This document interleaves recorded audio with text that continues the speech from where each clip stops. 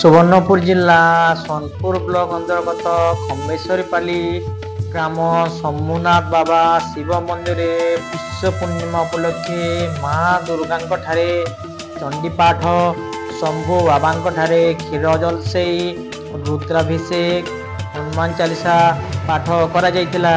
ଗ୍ରାମର ଶତାଧିକ ମହିଳା କଳସ ଯାତ୍ରା ଏବଂ ପୁରୁଷ ନାମ କୀର୍ତ୍ତନ କରି ନଗର ପରିକ୍ରମା କରି ମନ୍ଦିରରେ ପହଞ୍ଚିଥିଲେ। ପରେ କ୍ଷୀର ଜଳସେଇ ଆରମ୍ଭ କରାଯାଇଥିଲା। ଦୁର୍ବାଦଲ ମାଝୀ ଏବଂ ମାଧବୀଲତା କର ଏହି କାର୍ଯ୍ୟରେ କର୍ତ୍ତା ଭାବେ ଯୋଗଦାନ କରିଥିଲେ।